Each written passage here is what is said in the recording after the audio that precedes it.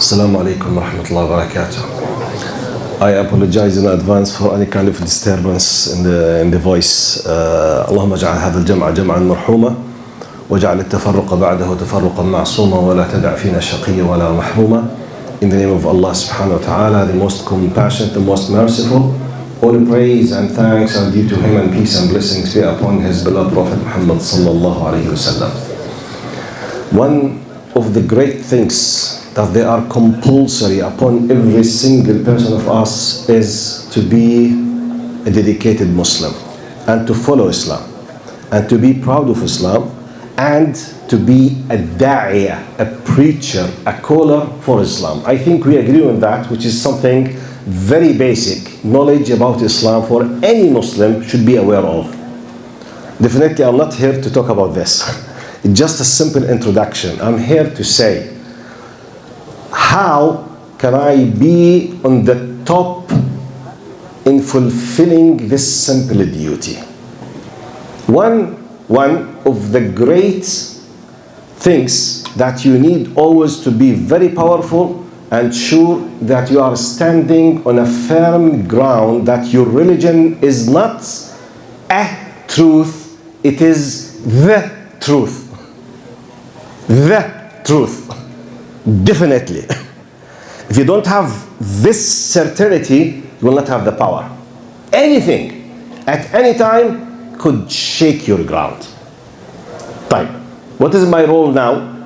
My role, I want to show you one of the ways that gives you this power. الإخوة في الخلف الله يكرمكم في مجال الصوت شوي لو سمحتم. Brothers in the back, can you just a little bit? جزاكم الله خيرا. بارك الله فيكم. Thank you. What I was saying. I will show you one of the ways to. جزاك الله خير.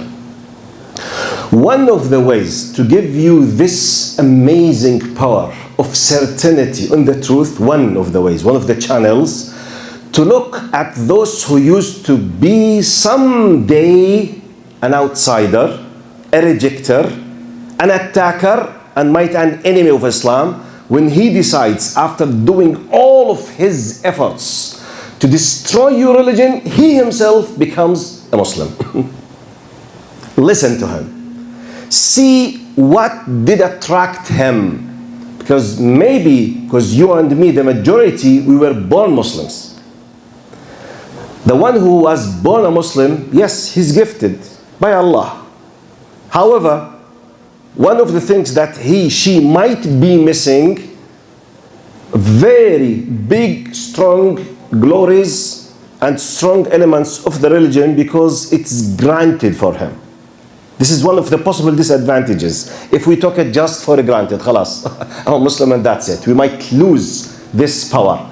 The external does not have this kind of luxury. He's an external, he's attacking, he's looking for any kind of leaking point just to destroy. When he decides to become a follower, a humble Muslim, you can ensure that, okay, give me a logical analysis for that. Except that what you have is the truth. This is the introduction. What is the example? One of tens of examples. I'll do my best to keep feeding, inshallah, this blessed time with. Gary Miller. Anything I tell you, go and check it on Mr. Google, okay? And enjoy increasing your mind with extra knowledge, because we have limitation of time. Gary Miller, 1977, he was a professor at one of the Toronto universities here in Canada, just a few kilometers from here. 1977, he was a professor of mathematics. Plus, he has another job in parallel, which is he was a missionary preacher of Christianity. Because he was very good, nice, good thinker, human mathematician, by default, a person of logic. By default. If not, there is something wrong. So he decided, someone asked him to do as a missionary, as a dedicated Christian missionary, to do a job, which is to prove the mistakes of the Quran through two ways. One of them, to find mistakes in the scientific approach of the Quran or knowledge. The other one, to find mistakes in the historical events that Quran is talking about. So he did a very deep research and he ended up zero as a result. The result was zero, nothing. So no one from the surrounding of him liked his findings. He was a very honest person. He could not find any contradiction with science. For your information, just pause outside of the story. Quran is 114 chapters, 6,347 verses, around 93,000 words. It contains 1,000 verses, talks about what we call now in our nowadays wording, we call it scientific, okay, or applied science. It contains. He was not able to find one contradiction. And he had an amazing debate with Ahmad Didat, rahimahullah, here in Toronto, 1977. You can see it on YouTube. Go and write, Gary Miller debate, Ahmad Didat, Toronto. You will listen. Mind-blowing.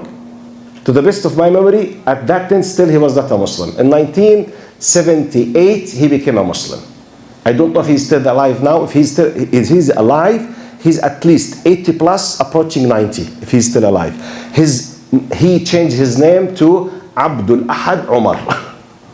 But why I mentioned all of this introduction, I can make 10 episodes about him. One of the things that stopped him is the following.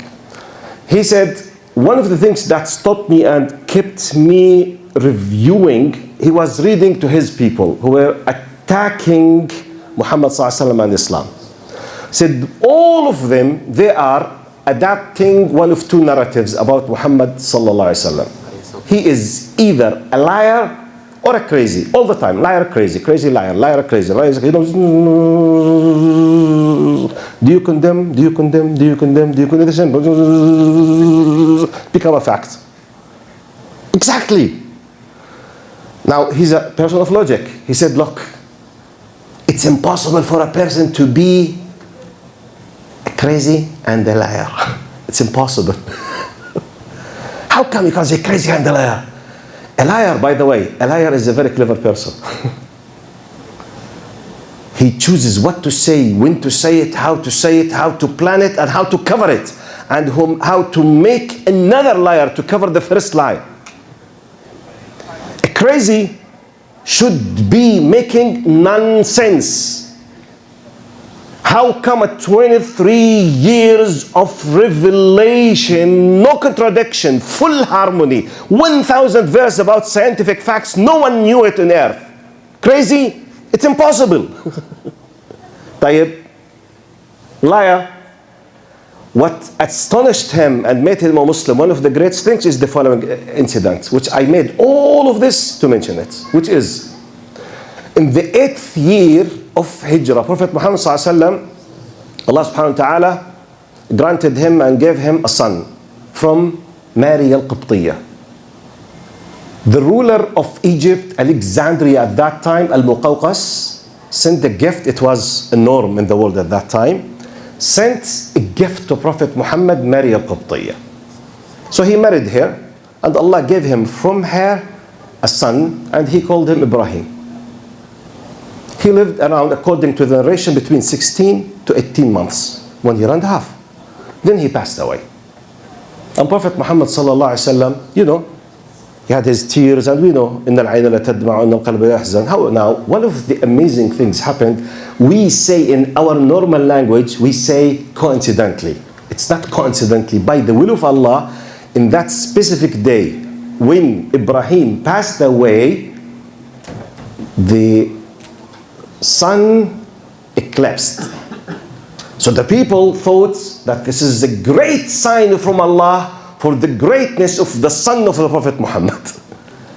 And if Muhammad, okay, so immediately when this possible thoughts started to be leaking to the mind or the selves or the hearts of some people, immediately Prophet Muhammad said literally, قال إن الشمس والقمر لا يخسفان لموت أحد ولا لحياته.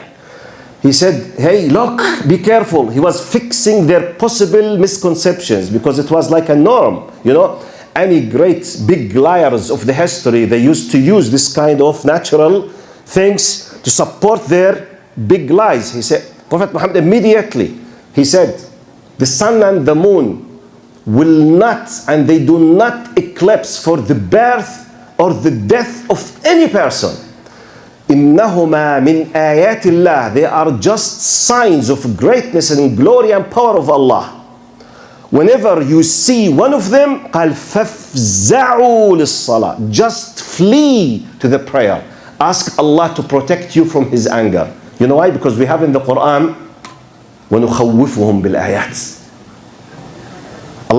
Allah does use these great signs, like the eclipse, signs of threatening for us. Know your place, human, be careful. At any moment, if Allah commanded the sun not to come again, what will happen with us? No energy, no power, no light, no agriculture, no plantation, no evaporation, no rain. If Allah commanded the oil not to be pushed by the pressure of His creation, no fuel, no power. If Allah commanded the water inside the earth not to be pushed out, billions of us will die. Just like this. Just like this. So Prophet Muhammad said, be careful. Just go and ask Allah for His forgiveness. Now, Gary Miller, when he read this, it was a mind-blowing for him. He said, how on earth a person will not make benefit of this golden opportunity which was given to him on a golden plate? If Muhammad, God forbid, just imagine, if a liar or a normal person wanted to make benefit of this incident, his son passed away, just 1 minute, Manish, MashaAllah. He's the Imam. If his son passed away, can you imagine what he could have done in terms of making benefit of this sign to support his lie? The people will prostrate for him. Oh, and some hypocrites, you know, might come and say, like some of our Arab rulers, they have a lot of, you know, hypocrites around him. See the Za'im, see all of these people who say, oh, Lord, you see, the son feels, Khalas. They will create a new religion. They will worship him. He said, I can't understand if he's a liar or even a crazy, how come he did not make benefit of this? How immediately he stood up and fixed and said, don't ever think. This pushed him mind-blowing. And this gives you an idea that anyone who is seeking the truth, Allah will guide him. But when someone in advance is rejecting the truth, has already decided to follow his desire or the shaitan, Allah will not guide him. Allah will do idlal. Allah will misguide him because he has taken the decision that I don't want. Gary Miller is one of the examples. He was seeking the truth. And this is a simple example of what made the mind of Gary Miller be blown by the truth. This is one of the channels how we can keep strengthening our iman in our religion. I'm telling you this especially for your kids and for the youth. Read about those people. And I will keep talking about them inshallah in Ramadan and other examples. Assalamu alaikum wa rahmatullahi wa barakatuh.